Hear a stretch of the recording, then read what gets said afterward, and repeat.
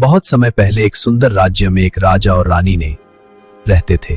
उनके पास धन, शक्ति, सब कुछ था, लेकिन उनके दिल में एक ही कमी थी, उनका कोई बच्चा नहीं था। सालों तक दुआ और प्रार्थना करने के बाद एक दिन रानी को पता चला कि वो मां बनने वाली है। ये तो बहुत बड़ी खुशी की खबर है। वो मां बनने वाली हैं। ये खबर सुनते ही पूरा महल खुशी से भर गया। रानी के महल के बिल्कुल पास एक बड़ा और रहस्यमय बगीचा था। ये बगीचा एक खतरनाक जादूगरनी मदर गोथल का था। उस बगीचे में एक अजीब और जादू भरा पौधा उगता था जिसे रपंजल कहा जाता था। ये एक लेटस जैसा पौधा था, लेकिन उसमें एक रहस्यमयी जादू छुपा हुआ था। जब रानी प्रेग्नेंट थी, उन्हें उस जादू पौधे को खाने की बहुत ज्यादा इच्छा होने लगी। रानी दिन रात उस पौधे के बारे में सोचती रहती थी और धीरे धीरे वो कमजोर होने लगी। राजा ने रानी की हालत देखी तो वो बहुत चिंतित हो गए। एक रात वो चुपके से जादूगरनी मदर गोथल के बगीचे में घुस गए और रपंजल के कुछ पत्ते तोड़ लाए। रानी ने जब वो जादुई पत्ते खाए, रानी को फिर से उस पौधे को खाने की तो बगी की इच्छा होने लगी। उन्हें सुकून मिला, लेकिन रानी की इच्छा खत्म नहीं हुई। राजा फिर से जादूगरनी के बगीचे गए। रानी को फिर से उस पौधे को खाने की इच्छा होने लगी। रानी की खुशी के लिए राजा अगले दिन फिर से जादूगरनी के बगीचे में चले गए, लेकिन इस बार किस्मत राजा के साथ नहीं थी। जैसे ही राजा जादुई पौधा तोड़ने लगे, अचानक जादूगरनी मदर गोथल उनके सामने आ गई। चोर! कैसे तुम मेरे जादुई बगीचे में घुस आए? वापस रख दो! जादूगरनी कुछ देर सोचती रही, फिर उसने एक भयानक शर्त रखी, वह मुझे देना होगा। मजबूरी में राजा को उसकी बात माननी पड़ी। और जो भी तुम्हारा बच्चा होगा उसे तुम मुझे देना होगा। ठीक है, मैं स्वीकार कर। मजबूरी में राजा को उसकी बात माननी पड़ी। कुछ महीनों बाद रानी ने एक बहुत ही सुंदर बच्ची को जन्म दिया। ये पूरे महल में खुशी की लहर दौड़ गई। राजा और रानी अपनी नन्ही राजकुमारी को देखकर बहुत खुश हुए, लेकिन उनकी खुशी ज्यादा देर तक नहीं टिक पाई। अचानक जादूगर मदर गोथल महल में आ गई। वह उस नन्ही बच्ची को उठाकर ले गई और उसका नाम रखा रपंजल। उसने उसका नाम रपंजल रखा और उसे अपने घर में पालने लगी। छोटी रपंजल बहुत प्यारी और मासूम थी। समय बीतता गया और छोटी रपंजल धीरे धीरे बड़ी होने लगी।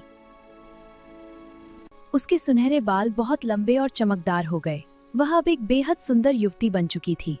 जब रपंजल 12 साल की हुई तो जादूगरनी मदर गोथल को डर हुआ कि कहीं कोई उसे दुनिया से चुरा न ले जाए।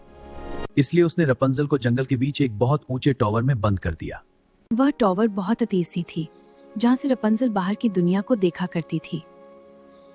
वह टॉवर बहुत अजीब था। उसमें न कोई दरवाजा था और न ही कोई सीढ़ियां, बस ऊपर एक छोटी सी खिड़की थी। जब भी जादूगरनी रपंजल से मिलने आती थी और जादूगरनी उन्हीं बालों के सहारे ऊपर चढ़ जाती थी। रपंजल, रपंजल, अपने सुनहरे बाल नीचे गिराओ। खिड़की से नीचे गिरा देती थी और जादूगरनी उन्हीं बालों के सहारे ऊपर चढ़ जाती थी। माँ गोथल, क्या आप हैं? हाँ रपंजल, अब चुप रहो, मैं ऊपर आ रही हूँ। रपंजल दिन भर उस ऊंचे टावर में अकेली रहती थी। अकेलेपन में वह अक्सर मधुर गाने गाती थी और उसकी प्यारी आवाज पूरे जंगल में गूंजती थी। कभी कभी रपंजल टॉवर की छोटी खिड़की से बाहर जंगल को देखती और सोचती कि टॉवर के बाहर की दुनिया आखिर कैसी होगी। एक दिन एक प्रिंस जंगल से गुजर रहा था।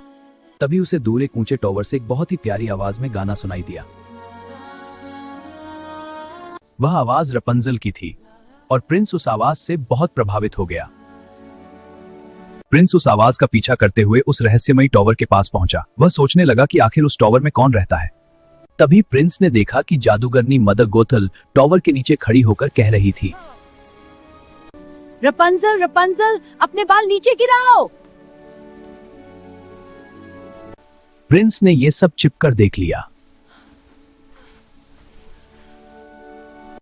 रपंजल, रपंजल, अपने बाल नीचे गिराओ।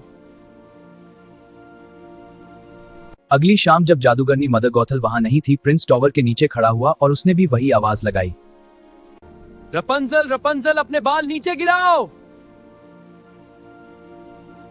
रपंजल को लगा कि जादूगरनी आ गई है, इसलिए उसने अपने लंबे सुनहरे बाल नीचे गिरा दिए। प्रिंस उन बालों के सहारे टॉवर पर चढ़ गया। रपंजल, रपंजल, अपने बाल नीचे गिराओ। जब प्रिंस टॉवर में पहुंचा तो रपंजल उसे देखकर डर गई। उसने पहले कभी किसी और इंसान को नहीं देखा था, लेकिन प्रिंस ने प्यार से उससे बात की और उसे बाहरी दुनिया के बारे में बताने लगा। धीरे धीरे दोनों दोस्त बन गए। प्रिंस रोज चुपके से रपंजल से मिलने आने लगा। समय के साथ उनकी दोस्ती प्यार में बदल गई। एक दिन रपंजल से गलती हो गई। मदर गौथल, आप प्रिंस से ज्यादा भारी क्यों हैं? जब प्रिंस आता है तो मुझे आपको ऊपर खींचने में ज्यादा आसानी होती है। क्या कहा तुमने? यह सुनते ही जादूगरनी को सब समझ आ गया। वह गुस्से से पागल हो गई। दिया है।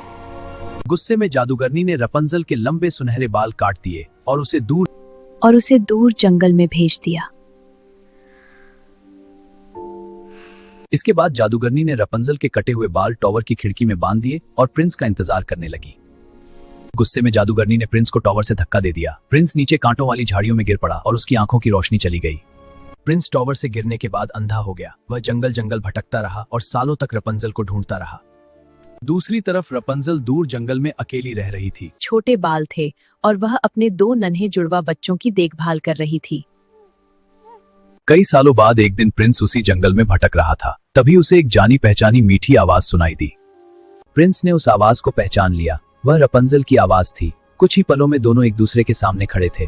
रपंजल अपने प्रिंस को देखकर रो पड़ी। उसके आंसू प्रिंस की आंखों पर गिरे और जैसे ही जादू हुआ, प्रिंस की आंखों की रोशनी वापस आ गई। प्रिंस रपंजल और उनके बच्चों को अपने किंगडम ले गया। वहां सबने खुशी से उनका स्वागत किया। कुछ समय बाद रपंजल और प्रिंस की शादी हो गई और वे हमेशा खुशी खुशी रहने लगे।